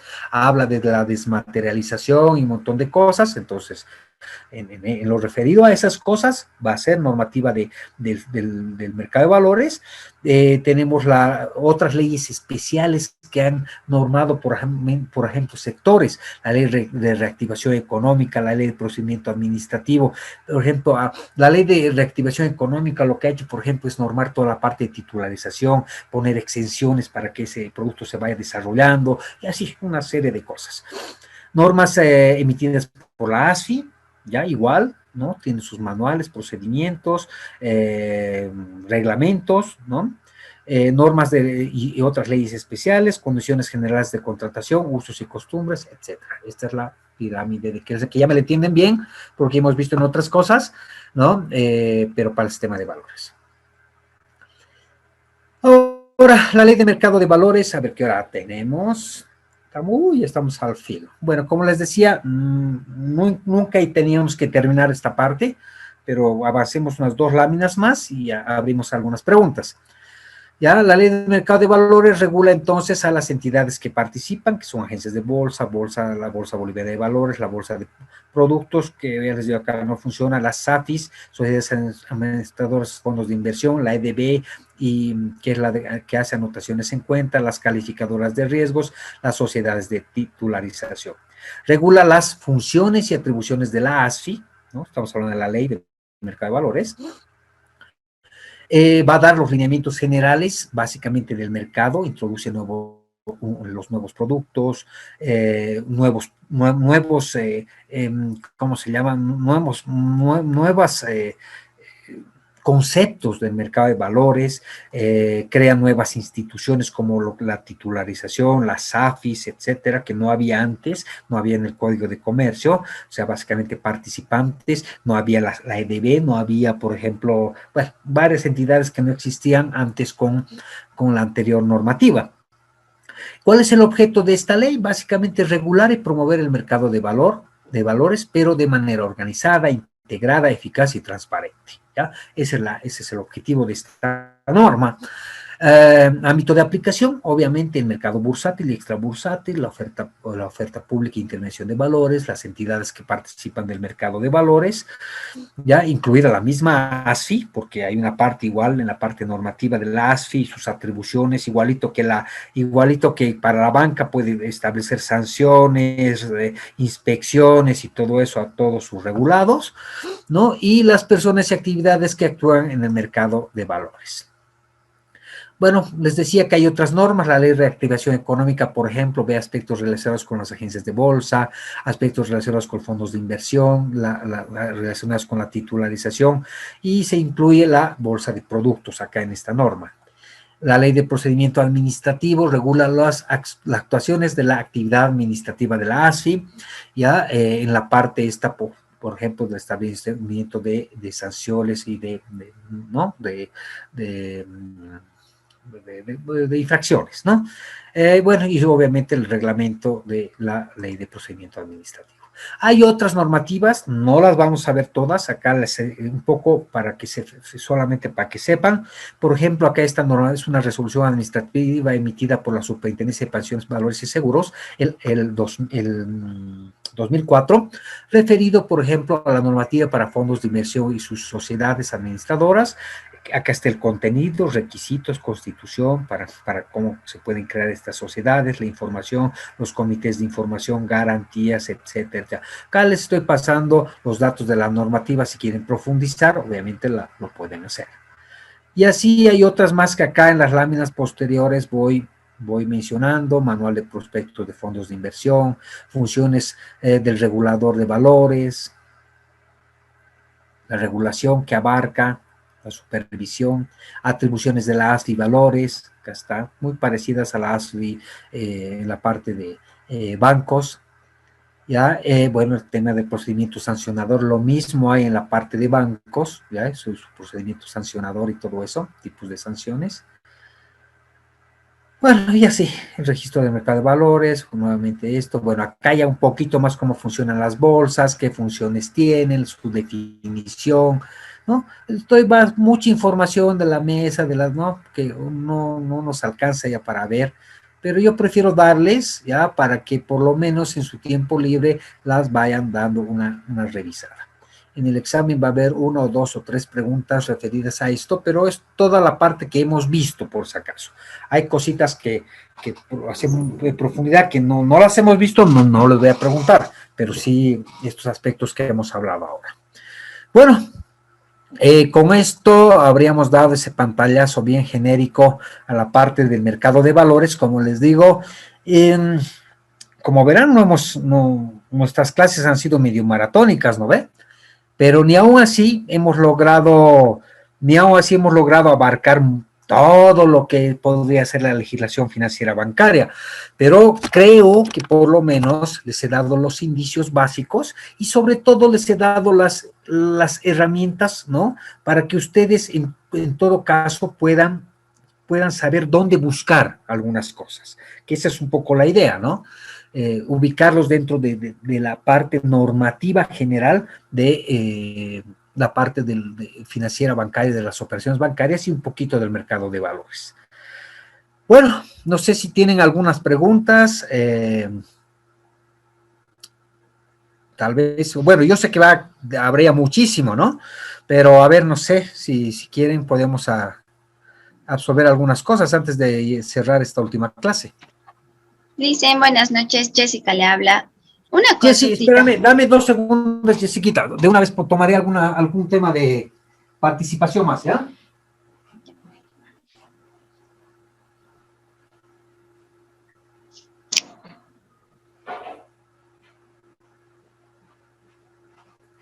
Para anotar el tema de participación, perdón. Ya, ahora sí, Jessica. Ahora sí. Hace rato hemos hablado sobre el tema de confidencialidad. Yo tenía unas consultas sobre eso. Dime, Aquí en Tarija ha habido un caso de cuando uno hace una transferencia bancaria y se equivoca tal vez por el número de cuenta, en vez de mandar a una persona se manda otra. ¿El banco tiene el derecho de dar los datos de la persona a la que se ha mandado por error esa transferencia? Para que se haga la gestión, me dices, de devolución. Sí, exacto. Sí, eso podría justificar en realidad, pero en realidad dependiendo, por ejemplo, de quién ha cometido el error. Si el que ha cometido el error en realidad es la misma persona que se ha equivocado de cuenta, digamos, ¿no es cierto? Y no sabe a quién la ha transferido, podría. Pero eso se lo tiene que respaldar a través de una notita y se tiene que pedir la autorización, ¿no es cierto? Sí, sí, sí podría. Ya. Gracias, doctor. Será mi consulta. ¿Quién más? Doctor, buenas noches, le habla Melanie Vergara. Quería consultarle Hola, sobre... Melanie, ¿qué tal? ¿Cómo está? Quería preguntarle sobre el tema de las agencias de bolsa. ¿Quiénes vendrían a ser los participantes, sus clientes, ¿no? En sí. Yo tenía... Cualquier persona, depende. Podría ser las AFPs también, ¿verdad? Sí. Claro, las AFPs también tienen que participar a través de agencias de bolsa. Lo que pasa es que las AFPs, a ver, se supone que tienen, pero las AFPs más que todo son grandes inversionistas, ¿ya? Porque son los que tienen el dinero, ¿no es cierto? De los aportes y de todo eso. Entonces, al ser institucionales, normalmente las agencias de bolsa directamente las contactan a ellas para saber si tienen interés o no. Obviamente las agencias de bolsa, si quieren comprar valores, también tienen que llamar a las agencias de bolsa para ver si tienen disponibilidades. O sea, siempre se hace a través de agencias de bolsas, en otras palabras. O sea, la AFP también tiene que contratar su agencia de bolsa para hacer operaciones, en otras palabras. ¿Sí? ¿Esa era la pregunta, tal vez? Sí, muchas gracias, doctor. Siempre, o sea, justamente el intermediario en el mercado de valores son las agencias de bolsa, ¿ya? Y a través de ellos se los hace, se concretan las operaciones. Ok, gracias, doctor. ¿Por qué? Hay unos temitas, por ejemplo, que no hemos tocado, me hubiera encantado, pero es que el tiempo es muy corto, imagínense 6 clases para un curso, es bien poquito, ¿no ve? Por ejemplo, me hubiera gustado hablar del tema de reportos, ¿ya? Porque justamente es la forma de cómo las entidades pueden financiarse momentáneamente a corto plazo en el mercado de valores a través de reportes, o sea, venden sus valores, pero con un pacto de recompra, o sea, los vendes momentáneamente por 30 días, 45 días, y pasado ese tiempo ya tienes que devolverse a tu inversión, obviamente menos una comisión, digamos, ¿no ve? Pero no nos conflictuaremos más, por ejemplo, no quisiera tocar más productos, ya no tendríamos más tiempo. ¿Alguien más tiene alguna pregunta, algo? Licenciada, buenas noches. Flor. Le habla Flor, sí. Maricel. Sí, había un término que dice operaciones rueda. ¿A qué hace referencia eso? En rueda. ¿Sí? La rueda de negociación. La mesa de negociación. O sea, ¿qué es lo que me estás diciendo? Sí. He dejado de compartir, ¿no ve? Sí, sí, licenciada. Voy a Dice ver. operaciones rueda. Dice. Voy a ver si le encuentro la laminita, espérame. Sí, la rueda de negociación. Lo que pasa es que ya son las operativas, cómo se hacen. O sea, vos puedes ir a través de la rueda de negociación, ya, que es básicamente el lugar, dice operaciones en rueda y operaciones en subasta y mesa, ¿no ve? Son las dos modalidades en las cuales puedes adquirir. Justamente la bolsa boliviana lo que hace es darte el recinto y los mecanismos son a través de operaciones en ruedo, ¿ya? O operaciones en subasta mediante la mesa, ¿ya? El ruedo es obviamente ofrecer al mercado, ¿ya? Estos valores, y en este ruedo van a estar todos los agentes y bueno, pues ahí ofertarán quién.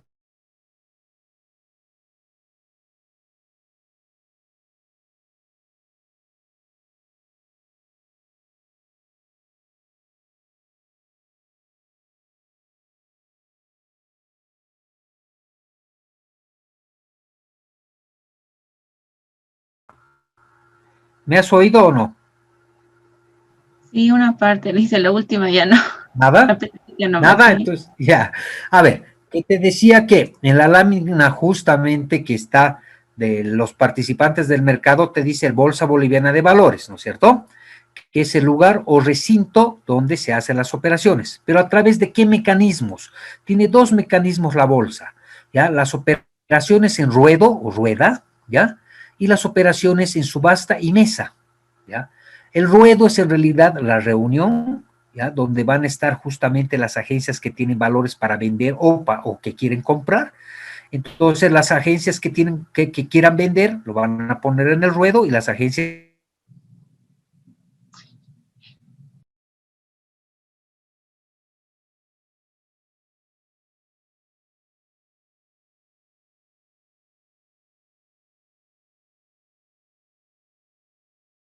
Bueno, creo que a mitades me has oído, ¿no ve? Sí, Liz. ¿Aló? Sí, sí, A sí. mitades me has oído, pero la parte del ruedo no. Sí, sí, sí, la que es el lugar donde van a comprar y vender, se van a reunir, sí. No entendí esa parte. Claro, el ruedo es el lugar donde se reúnen todos los agentes de bolsa para ofrecer y para comprar, ¿ya? Es el ruedo o rueda, ¿ya? De bolsa. Gracias, gracias, licenciado. Porque, a ver, llamaré la lista, por favor. Aguilar.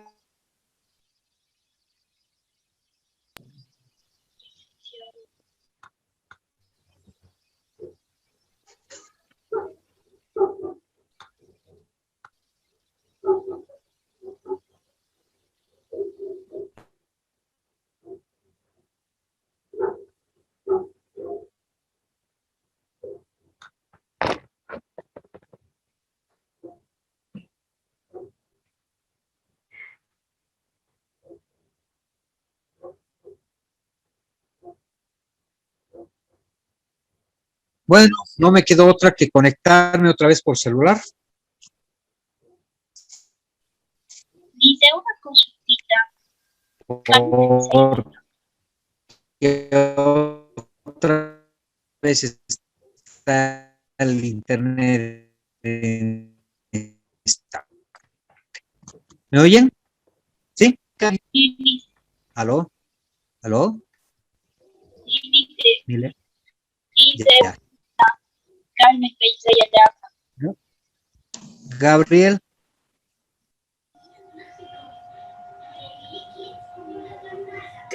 ¿Aló? ¿Me oyen? Dice, no se le escucha bien, no sé si ¿Aló? me llamó Ahora a sí. mí.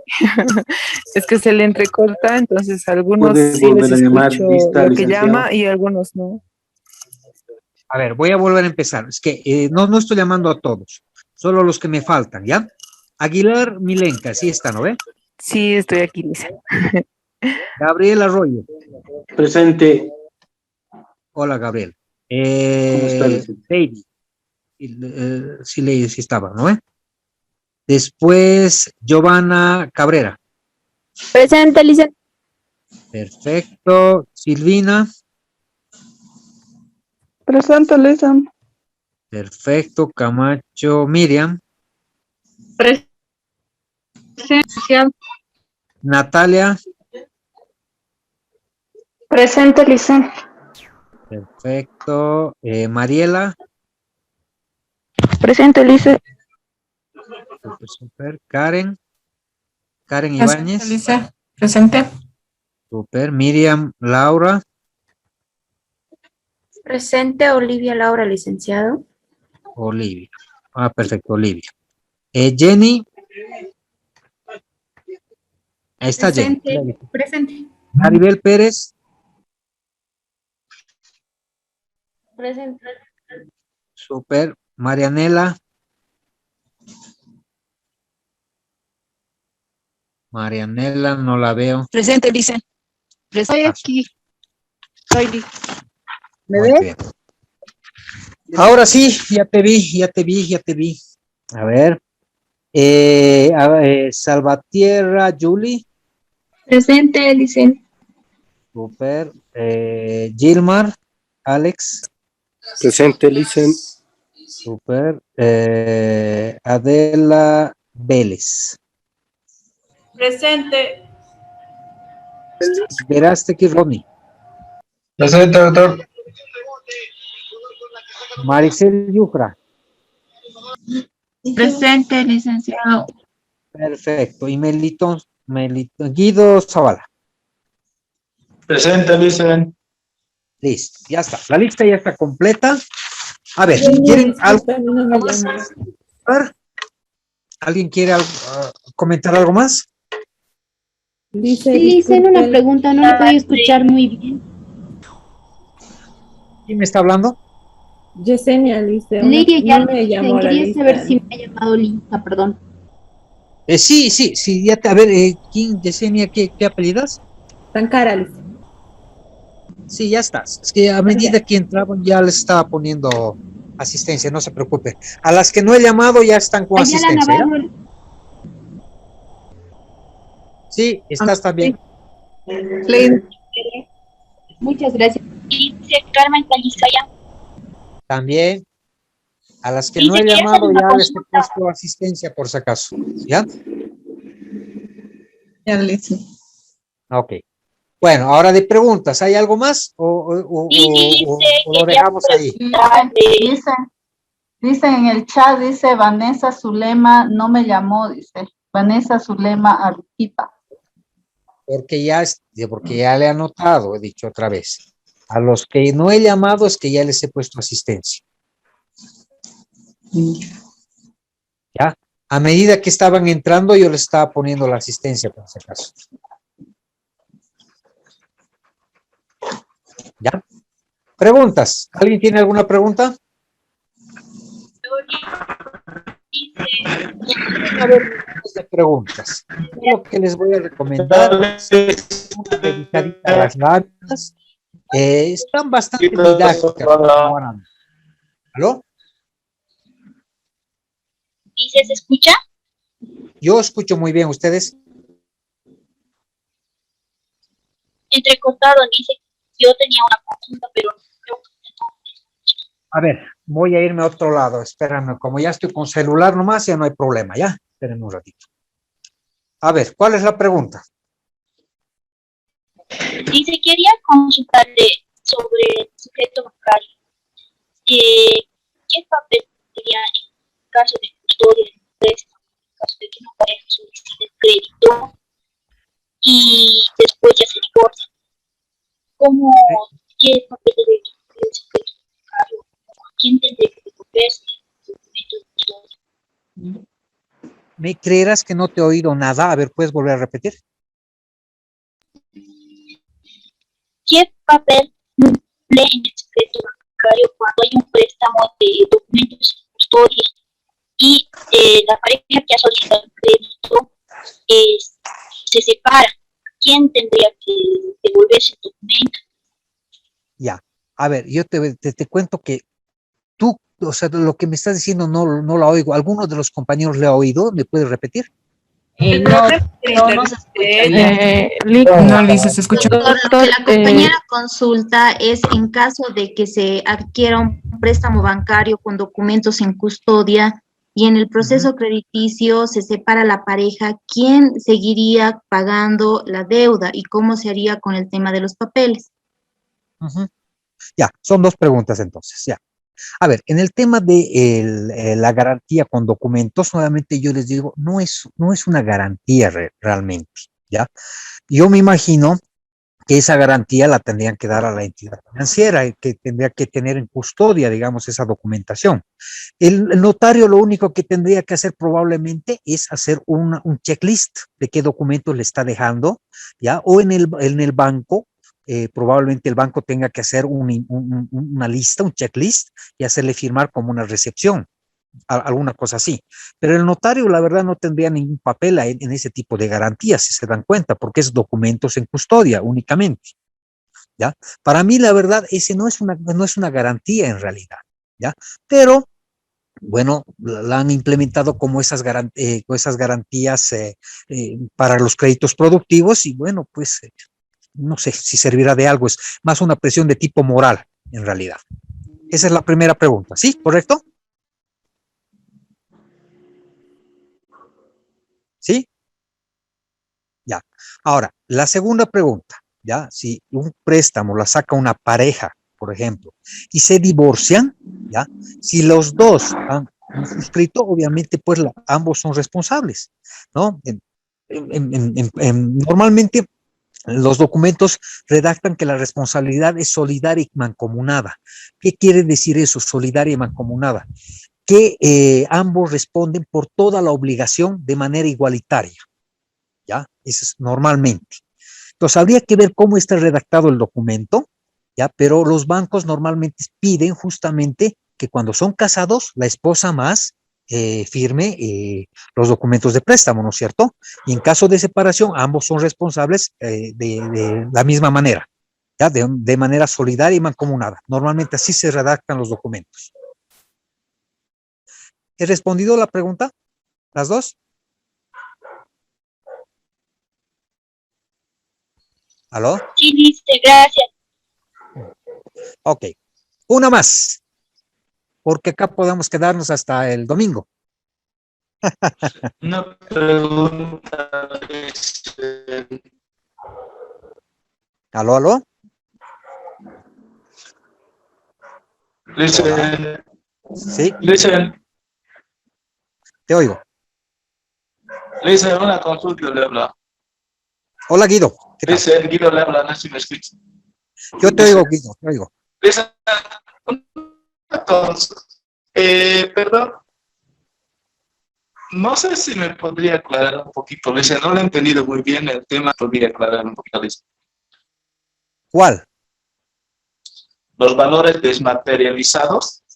Ah, ya. Eso sí les aclaro.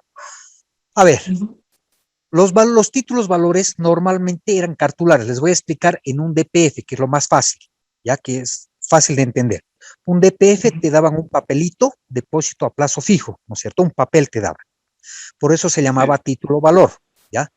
Cuando se desmaterializa, se elimina el papel y todo el registro del valor se lo pasa a anotación en cuenta, se lo pasa a un registro contable en la EDB. Y la EDB es la entidad que tiene todo el registro del valor, todos los datos, ¿ya? El número del DPF, el valor, la tasa de interés y todo eso. Ese proceso de pasar esos datos del DPF a la EDB se llama desmaterializar el valor. Entonces ya no sirve el papelito, lo que sirve es el registro en anotación en cuenta en la EDB. Por eso se dice valores desmaterializados. Antes los bonos se emitían en papeles, ¿ya? Que eran los bonos corporativos. Ahora se los hace solamente en anotación en cuenta, ya se los hace los registros nomás. Por eso se dicen valores desmaterializados. ¿Se entiende, Guido? Sí, gracias. La EDB, ¿sabes qué? Es una especie de derechos reales, ¿ya? De los valores. Es como un registro de todos los valores que están en el mercado de valores. Entonces, para a tiempo de vos vender, por ejemplo, tu valor, tu DPF, vos tienes que ir a la EDB, o sea, a través de la agencia de bolsa, ¿no? A la EDB y te va a emitir un CAT, un certificado de acreditación de titularidad. Ya es un papelito que acredita, es como la hojita de derechos reales del alodial, algo así, ¿ya? Pero del valor, ¿ya? Y con ese papelito es que se hace la transacción. Cuando tú quieres cobrar tu DPF también, desmaterializado, ese CAT también lo tienes que sacar y el banco te tiene que pagar contra la entrega de ese papelito. Pero en realidad es una anotación en cuenta. Ya dice. Esto es bien. Ok. Gracias, dice. Uno más para cerrar el curso. ¿Qué más? ¿Alguien quiere preguntar algo más? Lick, buenas noches. Una consulta, ¿el examen será con preguntas cerradas o abiertas? Son preguntitas ¿cómo se llama? De elección, ABCD. Así que ahí van a tener las respuestas. Lice, entonces, Gracias, ¿son de doctor. desarrollo? ¿Perdón? ¿Son de desarrollo? No, son para cerrar, son para elegir ABCD. Perdón, no les entendí bien esa parte. Gracias. Hay algunas que algunas que dicen verdadero o falso, hay otras que obviamente tienes la respuesta en el inciso correspondiente. ¿Ya? No va a estar difícil, pero denle una revisadita a las presentaciones que les he dado, ¿ya?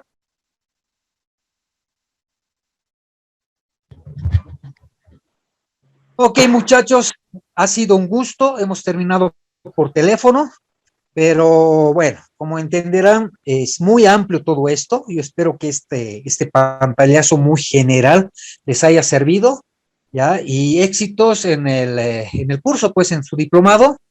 Bueno, y sigan adelante, ¿ya? Ha sido un gusto para mí, y bueno, ya me despido de ustedes, ¿ya? Gracias, Licen. Gracias, Licen. Gracias, Licen. Luego. Buenas noches. Chao, chao. Gracias, Licea. Gracias a ustedes. Buenas noches, Licen. Gracias, Lick. Buenas noches. Licen.